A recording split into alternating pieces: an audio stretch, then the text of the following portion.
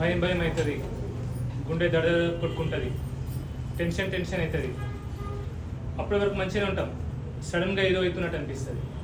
నేను చచ్చిపోతానా, నా ప్రాణాలు పోతున్నాయా అనిపిస్తుంది. నిద్ర పట్టదు, ఛాతీని వస్తుంది, తిమ్మిరిలాగా వస్తుంది. ఇట్లా ఎవరికైనా ఉందా? ఇట్లాంటి వాళ్ళు ఉన్నారు ఎవరైనా ఇక్కడ? ఉన్నారా? ఉన్నారా? సరే, ఈ ప్రాబ్లం నాకు కూడా ఉంది. ఓకే, నాకు కూడా ఈ ప్రాబ్లం ఉంది. సో నేనేం చేస్తానో మీకు చెప్తా. ఓకే, మీకు నచ్చితే చేయండి. ఓకే, ఎందుకంటే ఇప్పుడు మెడిసిన్స్ కూడా అంత ప్రాపర్ కాదు కాబట్టి. ఓకే, ఫస్ట్ నేను పాట పాడతా. ఓకే ఓకే, ఈ పాట ఎందుకో దానికి కూడా ఒక సైంటిఫిక్ రీజన్ ఉంది, అది మీకు తెలుస్తుంది. వినండి, సింగర్ని కాదు కానీ వినండి. ప్రతి క్షణం నా కళ్ళలు నిలిచే నీ రూపం, బ్రతుకులో అడుగడుగున నడిపే నీ స్నేహం, ఊపిరే నీవుగా, ప్రాణమే నీదిగా, 10 కాలాలు ఉంటాను నీ ప్రేమ సాక్షిగా, తెలుసా. సో ఈ పాటలో పర్టికులర్లీ హమ్మింగ్ అంటారు దీన్ని, హమ్మింగ్ ఒకటి. అండ్ ఈ పాటలో లాంగ్ స్లో ఎక్సలేషన్ ఉంది, తెలుసా. So long slow exhalation. ఎప్పుడైతే హమ్మింగ్ ఉంటుందో, లాంగ్ స్లో ఎక్సలేషన్ ఉంటుందో, అప్పుడు ఏమైతే అంటే సైనసెస్లో నైట్రిక్ ఆక్సైడ్ రిలీజ్ అవుతుంది. 15 to 20 టైమ్స్ ఎక్కువ రిలీజ్ అవుతుంది.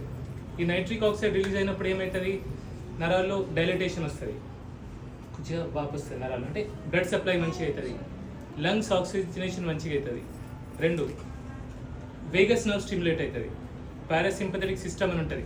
సో దానివల్ల ఏమవుతుంది, ఈ గుండె బీట్ కొంచెం స్లోగా అయిపోతుంది, ఫాస్ట్ కొట్టుకోదు. ఓకే, సో భయం, ఆందోళన, టెన్షన్ అనేది తక్కువ అవుతుంది. అందుకే మ్యూజిక్లో ఈ పవర్ అనేది ఉంది. కొందరు పాట పాడలేరు, వాళ్ళు ఏం చేయాలంటే జస్ట్ హమ్మింగ్ చేయండి, ఇలా చేసినా సరిపోతుంది. ఓకే, అందుకే మనకు ఓం అని ఓంకారం ఉంది చూడండి, అలాగే ముస్లిమ్స్కి అల్లా అంటే. సో స్లో లాంగ్ ఎక్సలేషన్, దీనివల్ల మనసు మెదడంతా కామ్ అయిపోతుంది. సో పాట పాడండి, హమ్మింగ్ చేయండి. లేదంటే 3rd, నేజల్ బ్రీతింగ్, అంటే ముక్కు నుంచి శ్వాస తీసుకోవాలా, ముక్కు నుంచే బయటికి తీసేయాలా. 3వది. 4వది, తినే ఫుడ్లో హై ఫ్యాట్, మోడరేట్ ప్రోటీన్, లో కార్బోహైడ్రేట్. ఎక్కువ ఫ్యాట్, మోడరేట్ ప్రోటీన్, లో కార్బోహైడ్రేట్ డైట్ తీసుకోవాలా. ఆఖరికి మీకు జిడ్డు కృష్ణమూర్తి తెలుసా ఎవరికైనా? జిడ్డు కృష్ణమూర్తి గారు, ఐడియా లేదు కావచ్చు, ఆయన గ్రేట్ ఫిలాసఫర్. ఆయన ఏం చెప్తాడంటే చాయిస్లెస్ అవేర్నెస్, అంటే గమనించాలా. ఎప్పుడైతే ఈ భయం, ఈ పానిక్ అటాక్స్, ఈ యాంగ్జైటీ, ఈ టెన్షన్ వస్తుందో దాన్ని జస్ట్ గమనించాలి మనం. దాని నుంచి పోరాడొద్దు, ఫైట్ చేయొద్దు, జస్ట్ అబ్జర్వ్ చేయాలి. అప్పుడు ఏమైతే అంటే అది ఇట్లా మెల్లగా సముద్రం అల లెక్క పైకి వెళ్ళి కిందికి వెళ్ళిపోతాయి. ఇలా ఒక 2-3 పానిక్ అటాక్స్ మనం ఫేస్ చేస్తే ఇది ఏం చేయాలని మనకు అర్థమైపోతుంది.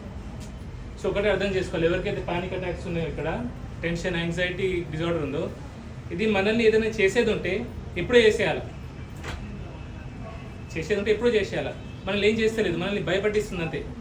సో ఇది భయపట్టిస్తుంది అంటే ఇది మనల్ని ఏం చేయదు. ఓకే, సో ఆ దేవుడు ఉన్నాడు కదా. ఇప్పుడు మీ ముందు నేను కూడా ఈ పేషెంట్నే కదా, ఈ ప్రాబ్లం నాకు కూడా ఉంది. నేను మీ ముందు ఉన్నా, నన్నే ఏం చేయలేదు, మిమ్మల్ని ఏం చేస్తుంది? సో ఎవరిని ఇది ఏం చేయదు. సో ధైర్యంగా ఉండాలా, ఆ దేవుని నమ్ముకొని ఉండాలి. సో ఈ చెప్పిన జాగ్రత్తలు మీకు చేస్తే మంచిగా ఉంటుందని నా ఉద్దేశం. అలా కాకుండా మీ దగ్గర మీకు ప్రాబ్లం ఎక్కువైతే మీ దగ్గర డాక్టర్స్ ఉంటారు, సైకియాట్రిస్ట్ ఉంటారు, న్యూరో ఫిజిషియన్, న్యూరాలజిస్ట్ ఉంటారు, వాళ్ళని మీరు కలవచ్చు. ఓకే, అర్థమైందా మీ ఈ ప్రాబ్లం ఉన్న వాళ్ళు ఎవరు ఇక్కడ? ఓకే, అర్థమైందా? డౌట్ ఉందా ఏమన్నా? ఓకే కదా, సరే, ఓకేనా?